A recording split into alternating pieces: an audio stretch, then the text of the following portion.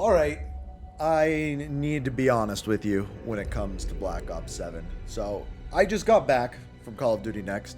It was basically 5 hours of playing Call of Duty Black Ops 7. We started with multiplayer, then we went into zombies, and then we went into Warzone. And this year, more than any other year, the sentiment behind Call of Duty Black Ops 7 and the Call of Duty game this year has been all over the place, with the introduction of Beavis and Butthead and the crazy cosmetics, and them walking that back, with the futuristic setting of the game, and them being like, you know what, we're going to keep it grounded in this Black Ops universe. What is going on with this game? Some people are saying we should just stick to Battlefield 6, and others are saying this is going to be the greatest year of Call of Duty ever. Well, truth be told, it is somewhere in between those two, and probably no one's going to like my answer, because yes, some things within Black Ops 7 are really not good, and other things are really good, and it's actually kind of hard to understand. So I'm just gonna be honest in this video, give you my honest opinions about the game, about what I played, and about what I think they should change moving forward, about what I think this is gonna happen with this game moving forward, and what is next for Call of Duty. So let's start out where I began today, with multiplayer. So I'm going to just make a brief statement about Black Ops 7's multiplayer, and then I want to explain myself. If you were to play Black Ops 7 for the first time ever, and have not played anything else before, Black Ops 7 would be a really good Call of Duty game. Like, we're talking like 8.5 out of 10. And specifically, if you never played Black Ops 6, that is what this game would be. Because this game is a better version, a much better version, in fact, of Black Ops 6. But here's the thing. You probably did play Black Ops 6, and not only did you play Black Ops 6, you played it for the past year. And now we're going into another year in a game that is very, very familiar to that game. Yes, there's pretty much improvements in every aspect. There's better score streaks, there's a better perk system, there's more to change in your classes because of an overclock system, which we'll talk about. And all of that makes for a better game. Maps, miles better, but it's still very familiar to what you just played. And if you're sick of playing that, I don't think that there's anything inside of Black Ops 7 that will sell you on playing this multiplayer. Now, I do want to talk about the things that I think are good in here. I have notes. I took notes. I'm taking this seriously. So let's start out with the overclock system. So this is a system, I talked about it in my video earlier today, where basically all of your items, score streaks, field upgrades, grenades, you can put an augment on them, one of two augments, that is going to change the way that that thing works. And this is good. It creates some variance in how you play, and some of these augments will even make it easier for you to get streaks in various different ways, and it changes up how you play the game. It's actually a really, really good system. I like what they did with it. Now, I think some of them are going to be pretty big crutches. Like, for example, the stim shot. The stim shot, I think, is really powerful, just like it was in Black Ops 6, and it's one of the reasons why the game feels so similar. And then augments make these things better. So I think there's going to be crutches for those, but I think it's a really, really good system. The movement. So the movement is changed from Black Ops 6. There's no more tack spring, although it doesn't make it feel overly different. It's nicer. It feels more complete. It feels better. Then they added the wall jump. Now, the wall jump, I think, could be really good. But if I'm being really honest, it's not really good. It kind of just feels like you're a ping pong ball bouncing off of a wall every time you hit it. And the more you play, the better it gets. So maybe by the end of the beta, I'll be like, okay, this is actually pretty good. But what it actually feels like is because on certain maps, there are points where you're running and then you have to jump off a wall to get over a gap, or jump off a wall to get to a higher area or something like that. And in those moments, it feels okay, but it also feels like there was meant to be like one other jump, like a boost jump, but like not like a full-on jetpack jump, just like a kind of double jump in the air, because it just feels as though you don't really have enough control over where your wall jump is going. And on top of that, there are some settings that you can change where if you jump into a wall, it will just automatically wall jump you. I didn't mess around with that just because I didn't have time, but it just feels like a little bit sloppy. I think would feel better if there was jetpacks, or if there was boost jumps, or if there was something like that, but they're not. The best thing about the multiplayer, which is a crazy breath of fresh air, is the maps. These maps are actually pretty good. Not only are they good, they look good. Now, I know people are going to say, oh, I'm sick of 3-lane maps. Not all of these are like direct 3-lane maps, but they're bigger than Black Ops 6's map. They flow better. The spawns need a little bit of work, but they're good maps, and they look really good. Like, they look bright and vibrant, and there's some that are less than others, but the maps felt really good. As far as the maps go, the one cool thing that we did find out is, yes, they're bringing back Nuketown like a week after launch, but by the time Season 1 comes around, there's supposed to be like 7 more maps after launch. There's already 16 maps at launch. So a ton going on there. Map-wise, that you're going to get to play in the beta, I think you guys will like them. Unless you really, really like those small 2v2 maps. Streaks. Streaks are really good. And I know, you're listening to me talk about this, and everything I'm explaining is good. The maps are okay. There's one really bad thing about the maps. So you may have noticed like a while ago, I think it was on the COD podcast, they're like, there's no doors. We've removed doors. Let me tell you, there are more doors in this game than any other Call of Duty game you've played before. But they're not the normal doors that you push open like are in Warzone. They're sliding doors. So there's just different doors. And there's way more of them. They're all over the place on it. They need to be removed. Just straight up. Not only that, you have to be too close to the doors in order for them to open. There isn't an option like in Black Ops 6 where you could shoot them and then it would pop open. These ones are just, you need to be close to them, and then I hate it. They're everywhere. Like, every single map has them, and there's too many. They're overly abundant. They need to be out. Like, it's just, in my opinion, they need to be out. Now, so the maps look good. They play good. Doors suck. Streaks. So this is another thing that I think is really good. And again, we're locking this down as all good stuff. The streaks are better than any game before. There's one. It's like the Grave Maker or the Grave Keeper or something like that. It's a sniper that you can scope in. I only got to use it once, but you can scope in. You can see through the entire map. And no matter where the enemy is, you can shoot and it will kill them. If you hit them, it has to charge up. But if you hit them, it will kill them. So there's really no counter to it. I think Cold-Blooded might make you immune to it. But, like, you don't really know. Like, if there's a helicopter, you'll see or hear the helicopter. If someone's just aiming down sights at you with the sniper rifle, there needs to be, like, a warning that pops up on screen that's like, you're getting looked at, you need to move faster, because right now this thing is just, like, it can be absolutely incredible, and you just die. Like, you can't do anything about it.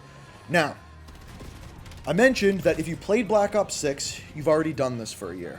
And another thing that they have done better this year is grinding. The weapon prestige, the massive amount of camos and multiplayer, campaign, zombies, Warzone.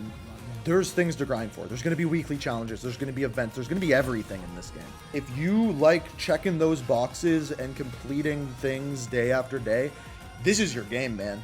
Like you are set for the year.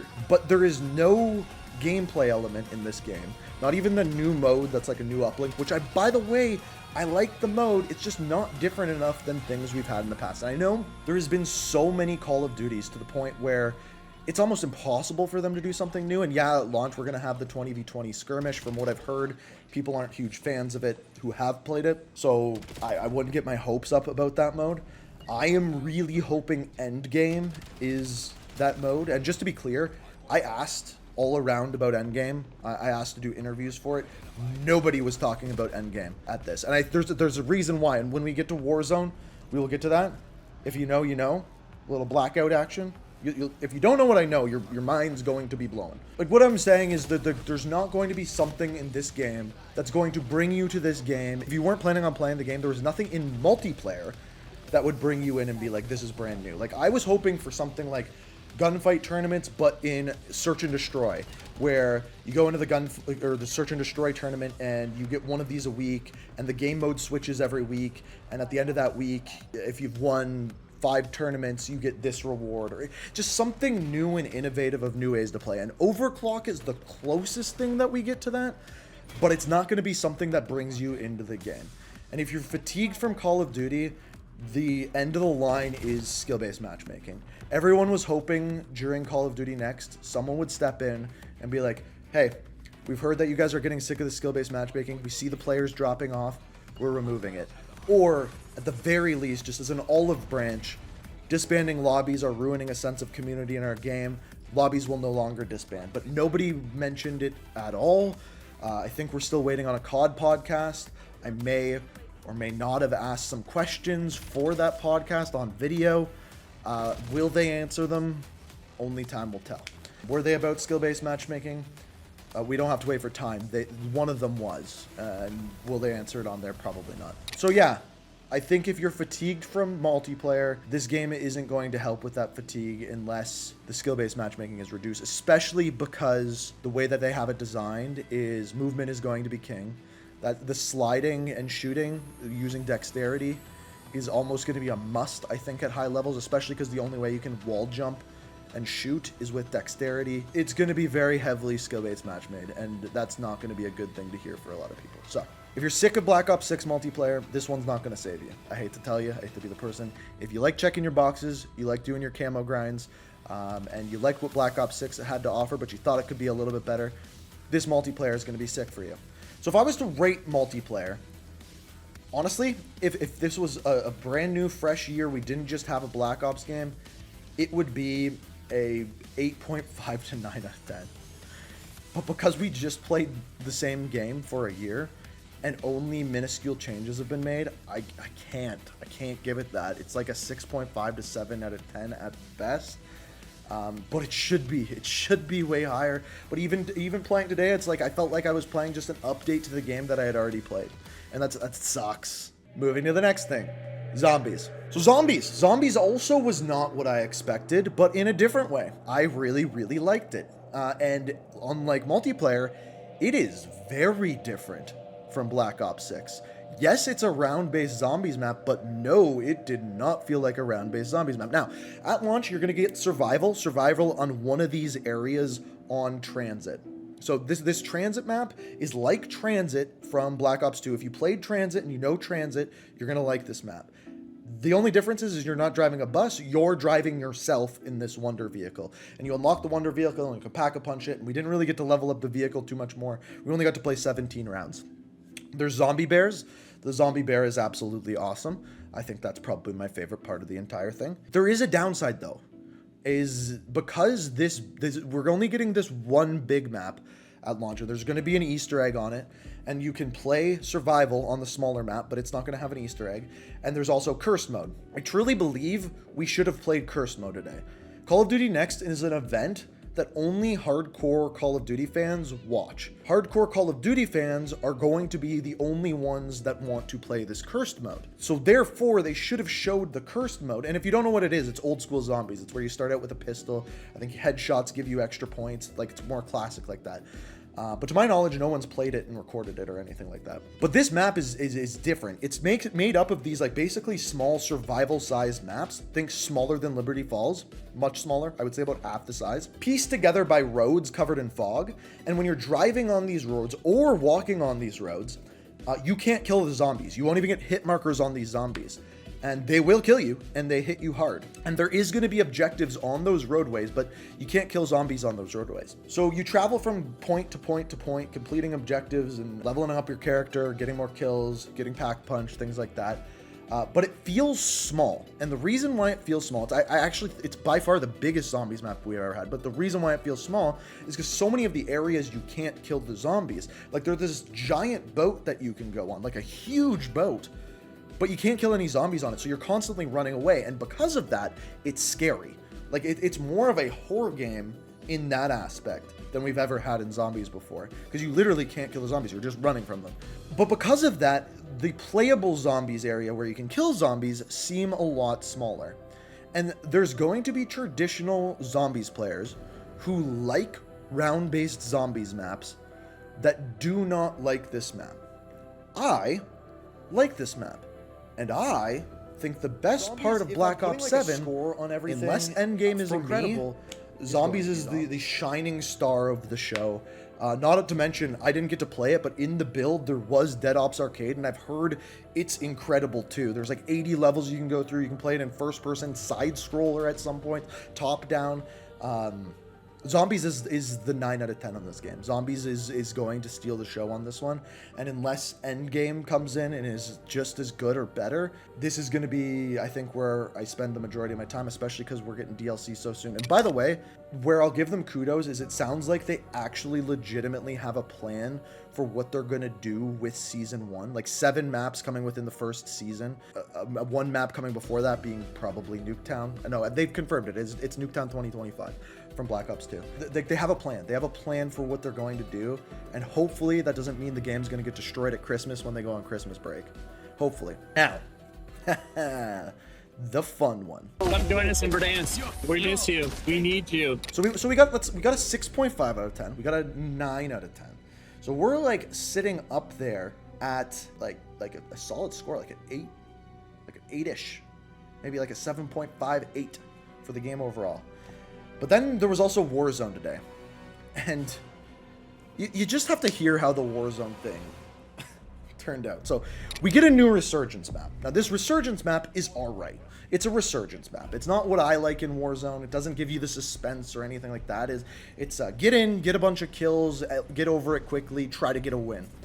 And this new map is called Haven's Hollow. Now this is also from Zombies. It is a remake of the Liberty Falls Zombies map, as well as the Mansion Zombies map, put on to this Appalachian style map. Now, here's the thing. This map looks really good. It, like, unlike Area 99 that looked boring and bad at Next, this one looks good.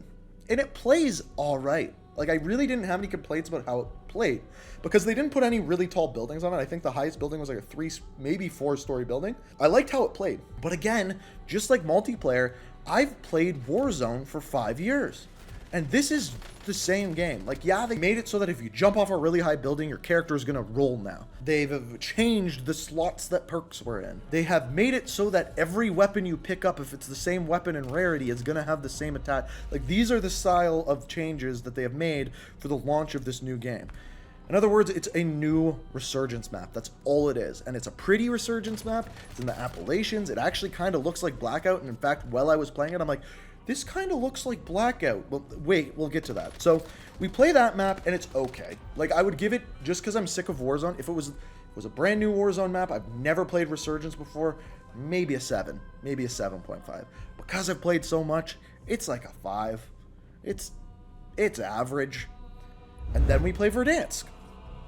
And lo and behold, there is 2 new POIs on Verdansk. So we're not getting a new big map, we're getting this. And I'm streaming and I'm playing this and I'm like, and someone literally in my stream said, why are they getting you to play a 5-year-old Warzone map? Which, by the way, the new POIs kind of make it look like Verdansk 84, which was what it was when it came out with Cold War. But someone in my chat asked, why are they making you play a 5-year-old Warzone map? And then someone came in my chat and said, Blackout 2 is coming. Well, we had a briefing last night. Nobody said anything about Blackout 2. And I'm like, what are you talking? I thought I was getting trolled. And Espresso, like Jordan, was sitting behind me. I hit him and I go, someone just said Blackout's coming. He's like, they're trolling you. And then more people in my chat were like, no, it's coming. Pull up Twitter. There is a small secret you want to share with the community. The rumors are true, Miles, because I do have a secret that I would like to share with the community, because remember back in June, after the Black Ops 7 confirmation, you and we did an episode of the COD Pod. Yes. Yeah. Yeah, where we Shout out to the COD Pod. Shout out to the COD Pod. No, straight, first up, like, comment, and subscribe. Like, for real, check that out. But there was a shot from the teaser that got the community, let's say, pretty excited. Yeah, okay. Where are you going with this? And I said, hey, This is indeed a shot from the upcoming Black Ops 7 co-op campaign, right? Yeah. So that's the truth. This is campaign gameplay. Yeah. This is Avalon. Yeah. But what if I told you that 2 things can be true at once?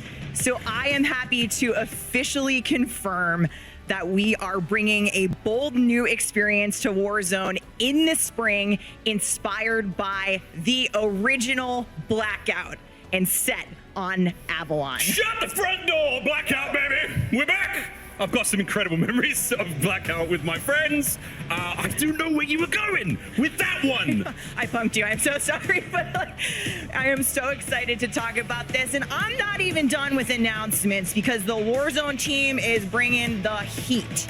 We have a refreshed take on Rebirth Island coming to Resurgence in early 2026, and we're keeping the home of Battle Royale fresh with more updates coming to Verdansk in the spring.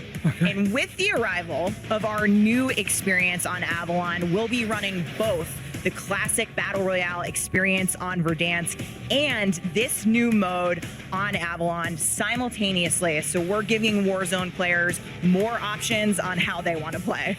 Okay. Lo and behold, they announced Blackout is making a return in spring of 2026, along with a new version of Rebirth Island, which that I don't care about.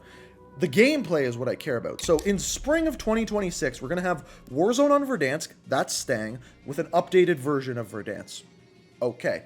We're having Rebirth Island. By the way, the weird thing is they announced this new map and they said that it's staying when this new thing comes out.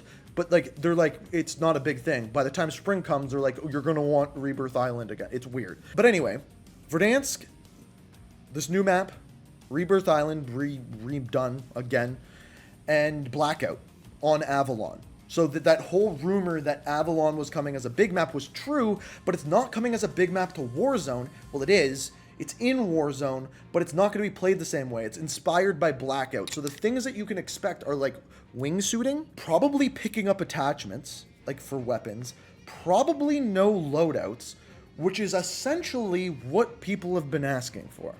So they had the but wait, there's more moment. But at launch, Warzone's chalked. Like there's nothing new in Warzone in like the first week or two or month or 2 months. Like we're probably, I'm assuming they want to get it out before GTA, so before May. So we're talking March-ish. And here's what's killing me. So like the package, like it's less than a 5. It's like a 4. And it needs to be separate. Like this event, there should have been no Warzone. They should have saved that.